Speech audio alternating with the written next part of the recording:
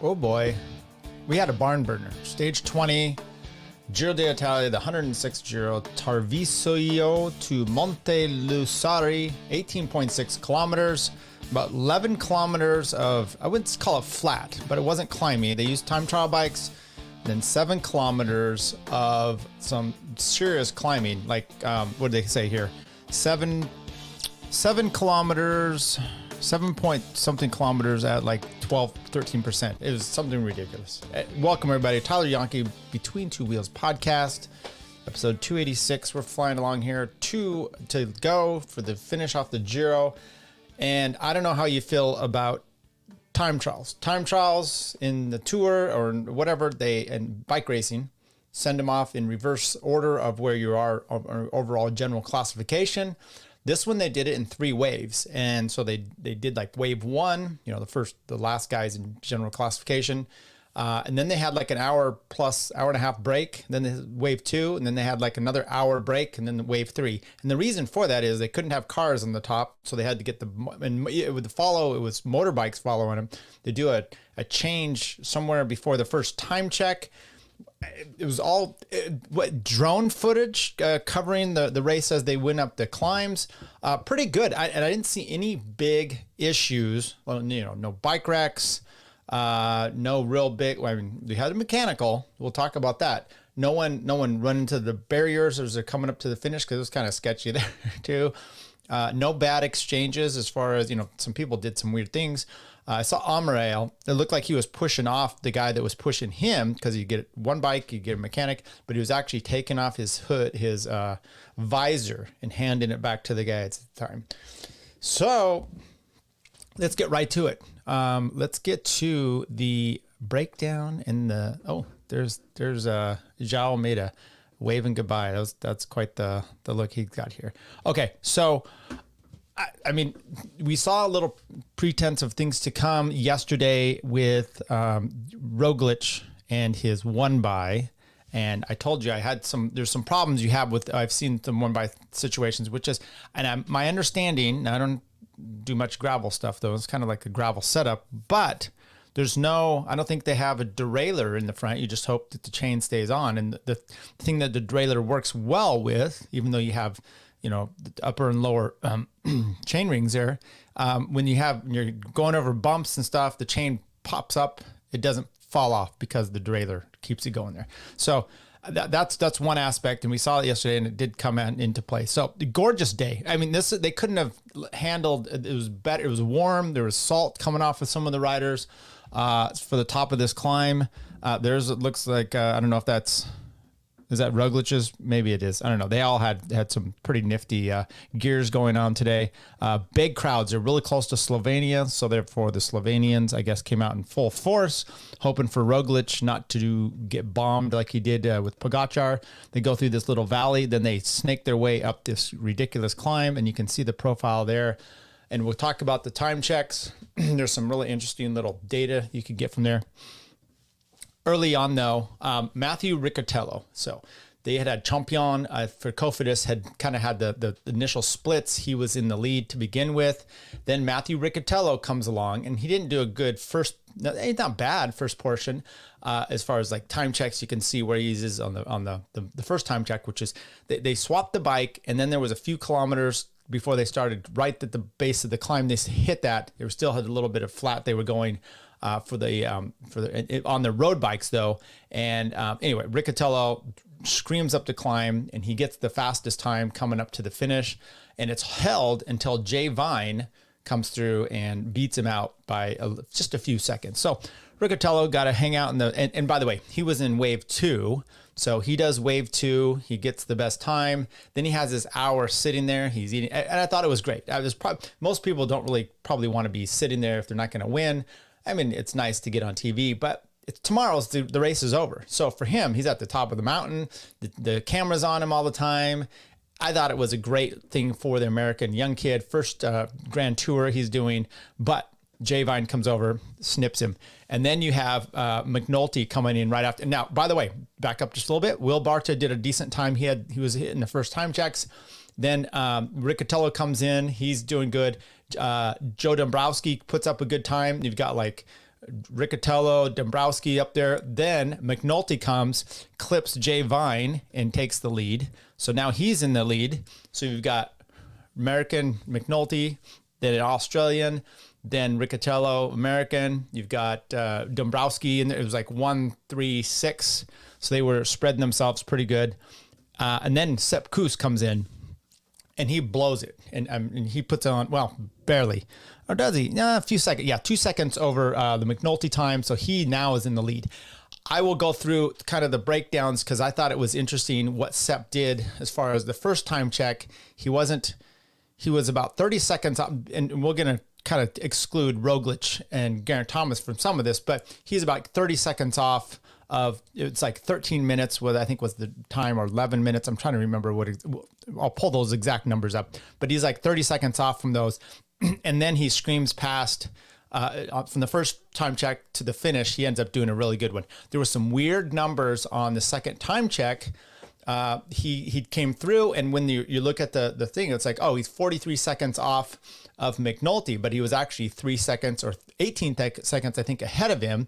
The second time check, or the third time check, he's now 2 seconds ahead of McNulty, and at the finish, he's 2 seconds ahead of McNulty. So there was, and I think it was either some weird timing, because Bruno Amaral comes through the third or the second time check, and suddenly it says he's a minute up on everybody. And I'm like, whoa, this is crazy. A big guy like that.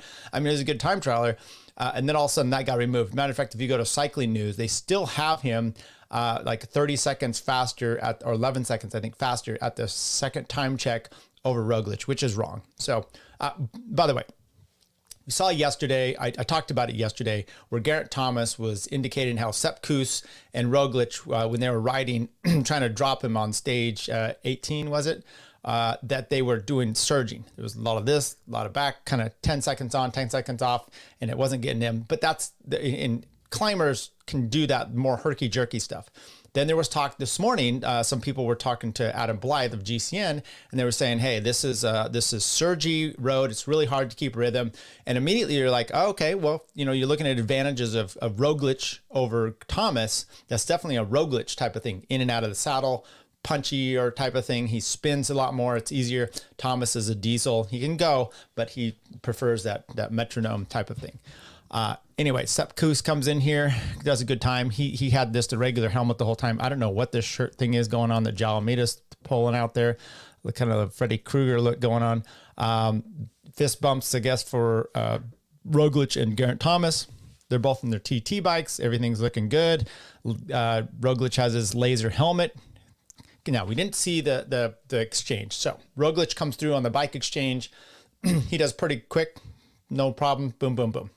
Santiago de Butero, he had dropped a chain on the time trial bike. There was some weirdness there. I think he was fine coming through. There was another guy that decided to change his helmet. Geraint Thomas does that. Puts his bike, and he just stands there, gets a new helmet, and he's got no panic in him at all. So he just I think it's like 7 seconds, and he's just, whatever. I'm going to get a regular helmet, gets on his bike, and then we proceed from there. But they were all fairly close at the time checks, and I will go break those time checks down. Like I said, okay, here it is. So they come through this time check. The ghost. I'm sorry, I don't want to get struck here. Comes up, drops his bike. There he goes. Drops his helmet, puts on his other one, takes his time, snip, and then he takes off. Okay, it was crazy. It was like, what are you doing? It seemed a little panic-like.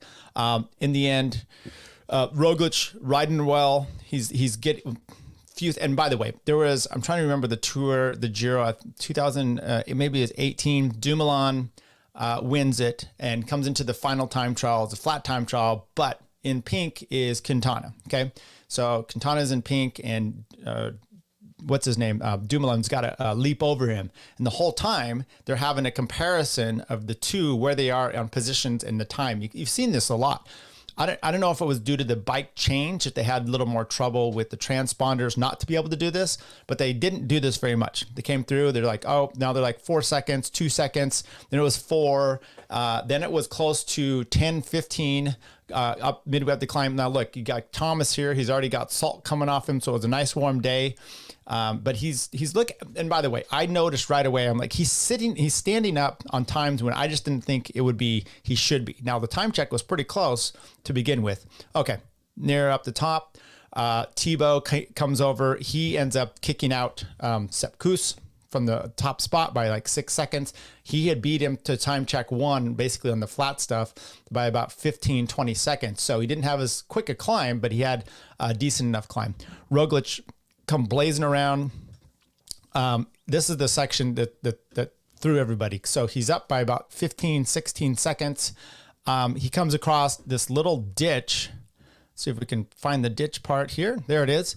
And his chain comes off, slips it, chain comes off. And then what you have is there's the guy on the motorbike behind him, his mechanic, comes up with a spare bike. Like, hey, let's look at his, his teammates. Oh no. And I think that's Cohen Bowman. He actually stands up and these guys are just like beside themselves. Anyway, so he dropped, there's a few seconds changed here that could have been faster, which is if the mechanic, because Roglic immediately put his chain back on himself. That's the easiness of the one by. You don't have to try to get over it. He just put it right on. And his mechanic could have just started pushing him because they tried to, are you going to exchange it? What's going to go on here?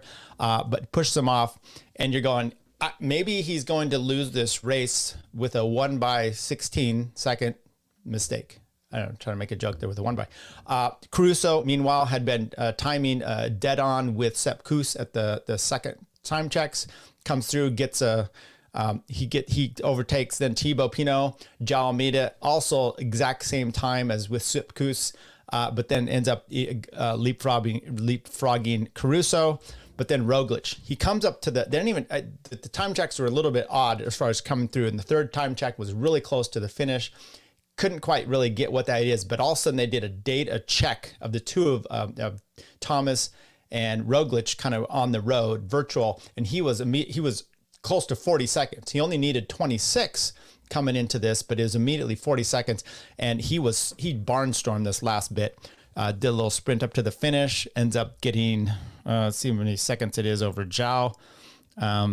42 seconds over João Almeida, or is it, I don't know. No, I can't really read what that is. João says, bye-bye. Anyway, then you've got Thomas down below.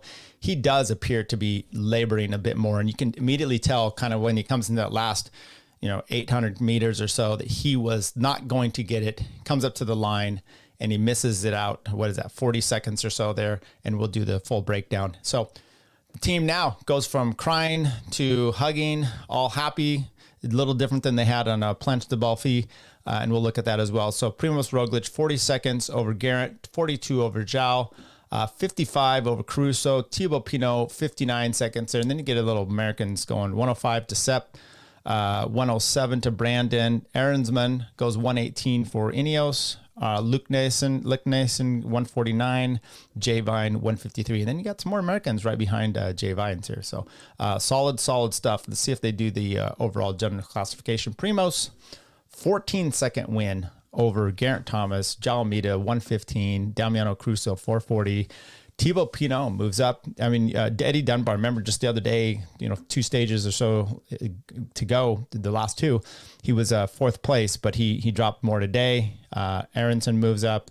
Thibaut Pinot moves up. I don't know, was he getting the mountain jersey? What was he trying to do there?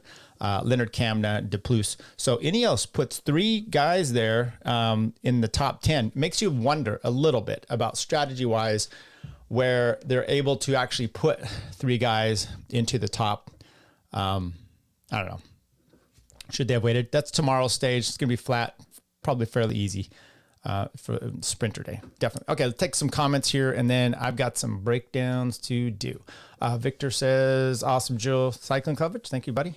Thomas looked like a sloth with his bike change. His bike change was I didn't really care who won. I was pulling for Roglic more just for the Sepp Kuss thing, but and kind of a redemption thing from Planche de Belfi. But I was like yelling, "What are you doing?" It blew me away. Now let's take a look at some of these time checks, because I think at the time I looked at it and I'm like, okay, maybe not so bad of an issue. So Rider 1 time checks. Okay, so they go through the time check. This is time check 1 is just after they do the bike change. They do the bike change, and it's a little bit after that. And you can see here, Roglic is only up 2 seconds from Geraint Thomas. So if he took 7 seconds to change his bike, additional 7 seconds, I think that's what I heard someone say. He actually, without that little helmet fiasco, Thomas probably would have come through segment 1 here in the lead. And you're like, you've got 26 seconds. It's not that, it shouldn't be that big a deal. And then you should be able to hold on to the climb unless the race gets really tight at the end. Okay. So that could be something you want to worry about. But my point on that is it shouldn't have been detrimental. And he's thinking, look, this is more advantageous. And you saw the salt coming off of him. So he did say he was having a bad day. Now I also want to take a look at a few other things. João Almeida, he's right up there with them on that. Caruso, 7 seconds. Jay Vine, he's 11 seconds back. McNulty, 17. But look here, Sepp Kuss, 38 seconds. And this is kind of what I was talking about. Sepp Kuss is back here with Healy, Filippo Zana, Buitrago, Lawrence de Plouse. I mean, he's 27. You know that's 29. That's 9 seconds slower for Sepp. Arnsman, he's at 22. So for the most part, because Will Barta was kind of setting, or Brandon McNulty actually was setting the time close to the 14-minute set, right at 14 minutes, and then the top 4 just kind of came through a little bit faster. So the 14-minute segment here with Jay Vine, and then Sepp Kuss is 14:27. You know, it's almost 30 seconds off of these guys that he has got to. Then remember him, João and Thibaut. They were all, and Caruso actually at the last time check, they were dead even. Okay. Go to time check 2. This is where, okay, now he's up 16 seconds. And I do have a breakdown of kind of the times for each little section coming through of how they've done here. Sepp Kuss, 32. So he's dead. Sepp here puts the same time as Caruso and Almeida on the second time check, a little behind Pinot. And Kuss was up on...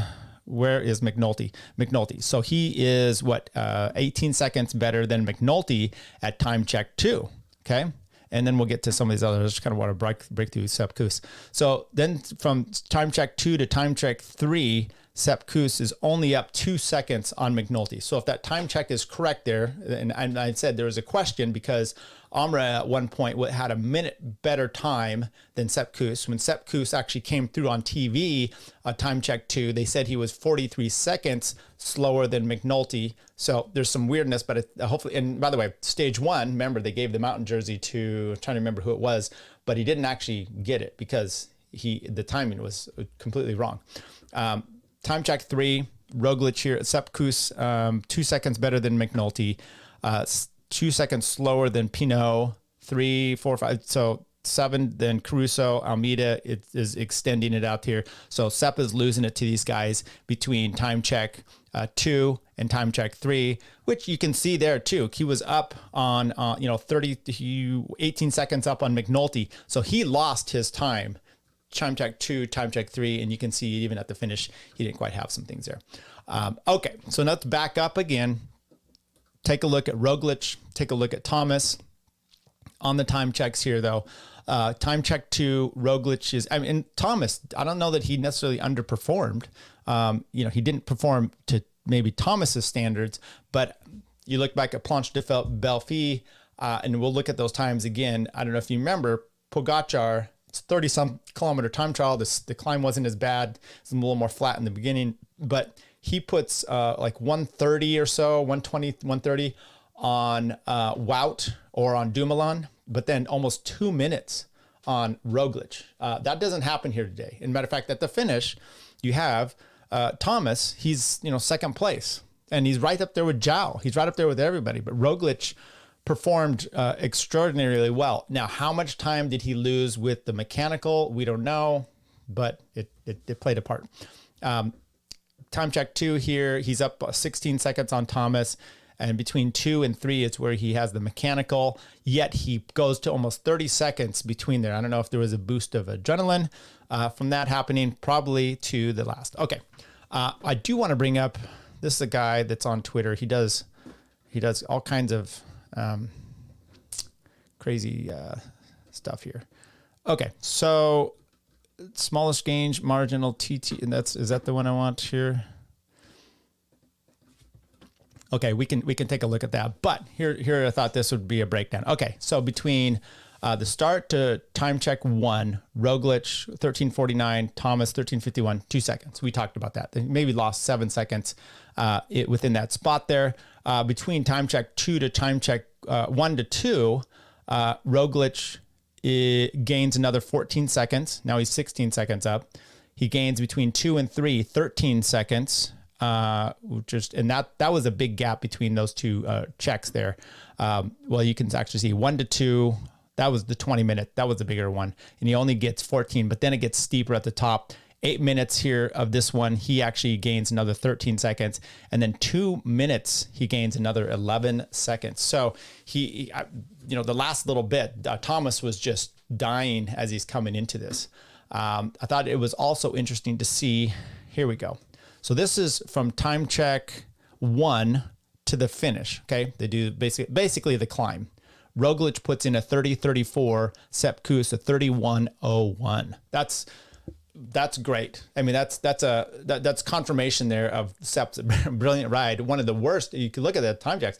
One of the worst. It wasn't that bad actually. 30 seconds off in the first 7 or 11 kilometers on the flat stuff there, but he loses that 30, almost a minute or so. Let's actually take a look. How far back was he to? On the first time check, he is 38 seconds. So he loses 38 seconds to Roglic.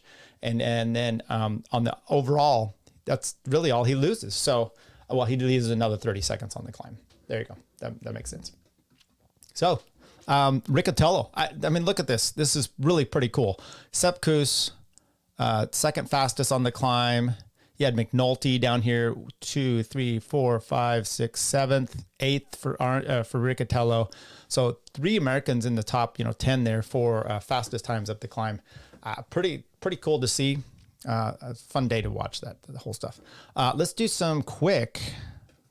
How about some interviews, and then we could be done. And then we have just the one day left. A lot of disappointment for Thomas, but let's hear what he says. Grand Tour since 1989. Le Monde and Fignon. You must be gutted. Yeah, but I think 14 seconds is probably better than 4, because then I'll be picking it apart even more. So hats off to Primoz. He had a really good day today, especially with his mechanicals. We deserved that.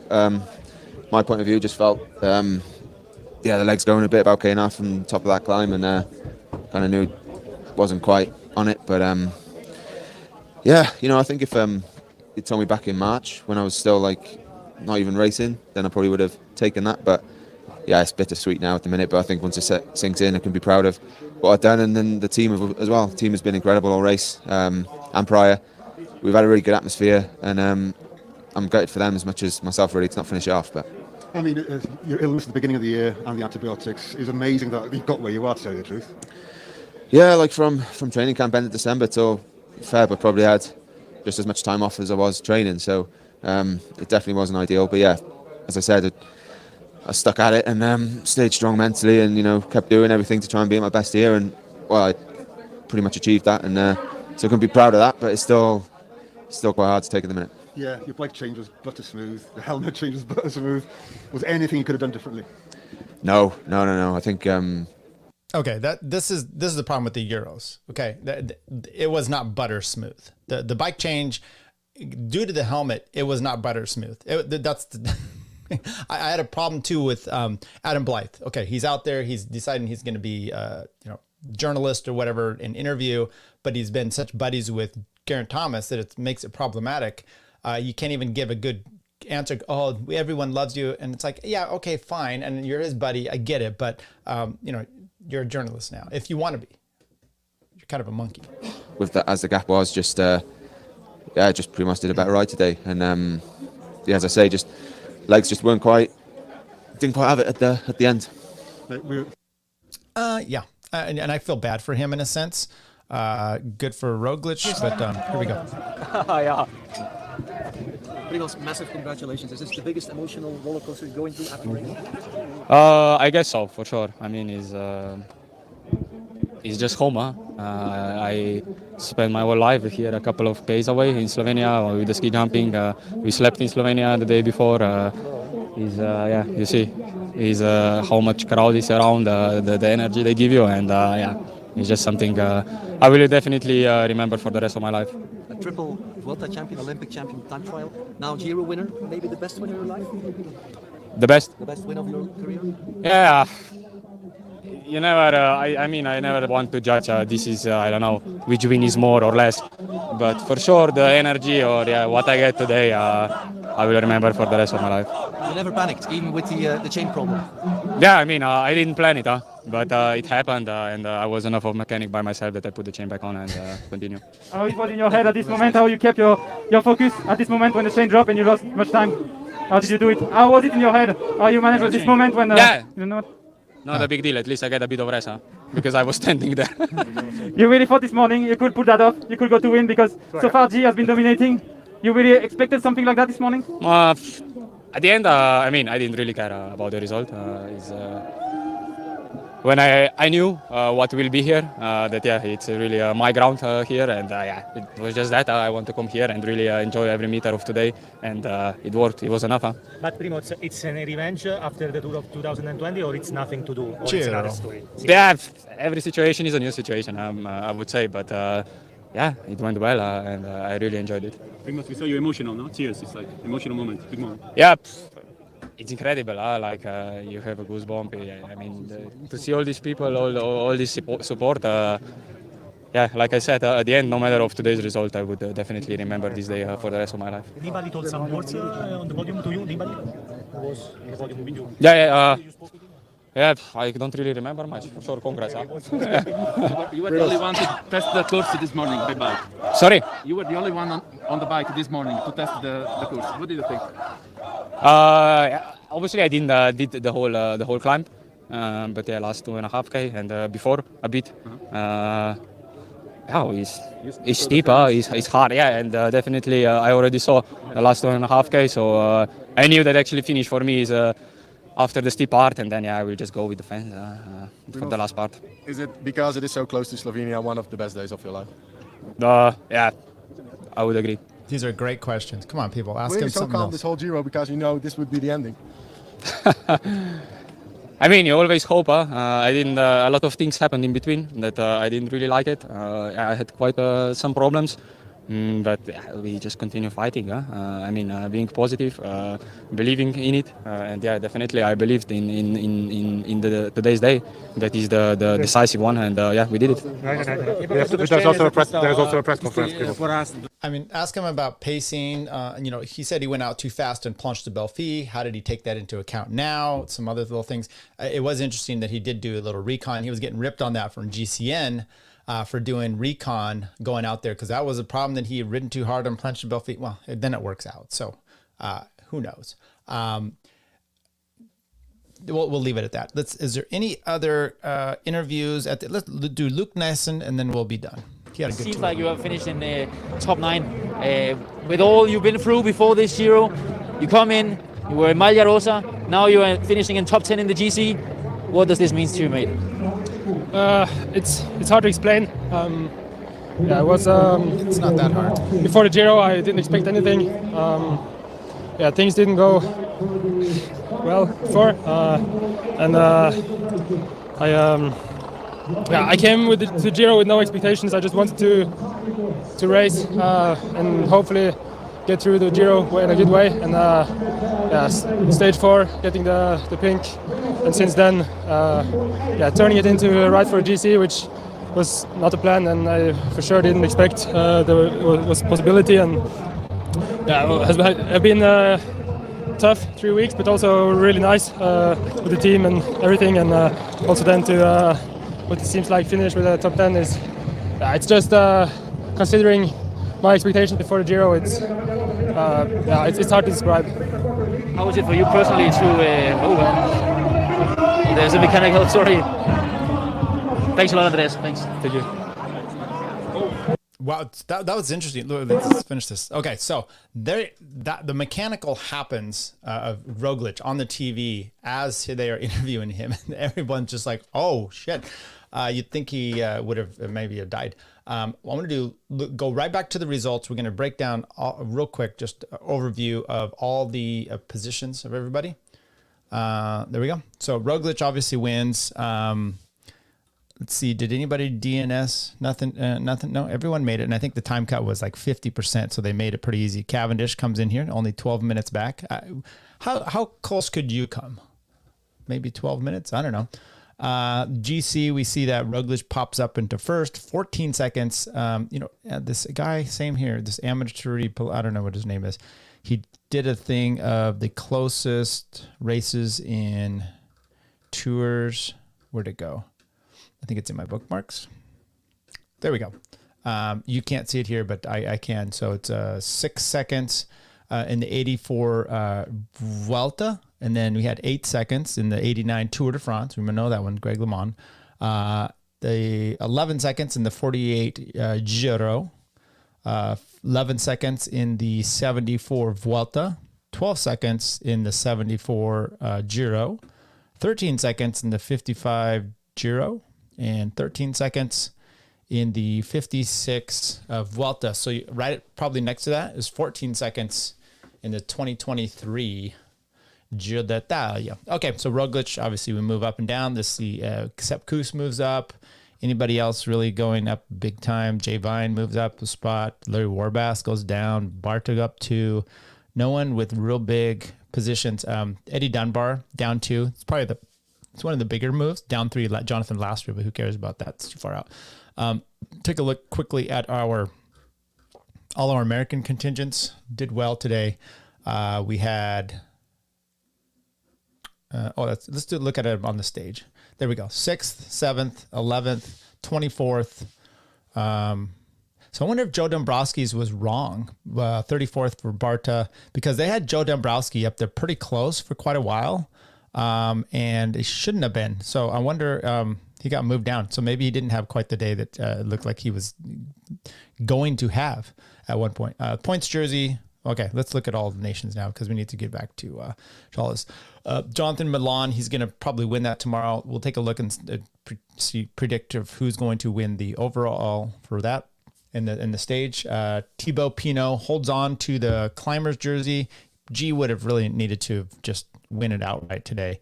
Roglic moves up 10 places because of the win.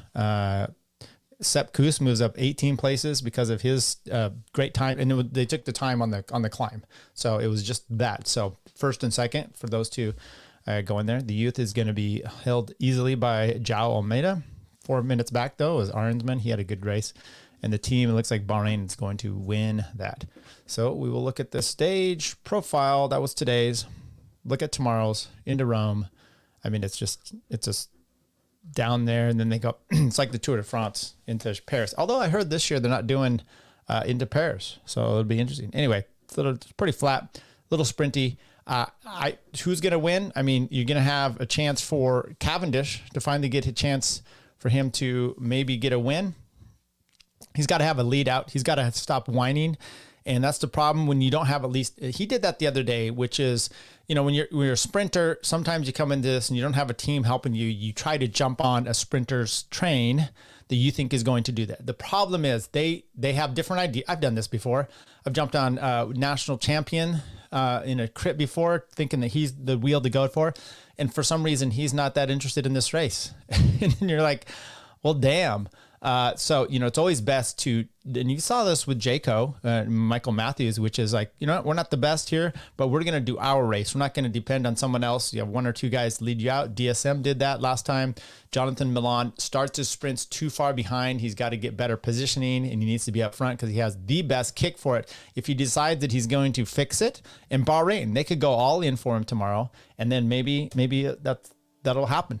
Other than that, you've got, DSM riders, Denese, Michael Matthews, Cavendish. Cavendish is the one that we just haven't seen, other than when he fell and threw his bike across the line. He hasn't really done much. I expect him to, because he just does. He comes through. He's finished the race. He's going to be there. I mean, I expect him, if he does something, his team, come on, you guys, just tomorrow, Dombrowski lead you out from 200. That's what we want to see. Get him up there, make him, give him a chance. I'm kind of pulling for him, even though I'm not a huge fan of him in general. But that's going to be my thing. Otherwise, I think Jonathan Milan is the one to do it. He's got still that best kick, and if he actually puts himself in position, he should be able to do it. Anyway, thanks everybody. One more stage to go. Like and subscribe, share the show, do all those fun things, and get back on your bike. I did a ride this morning. Things are going well. Later.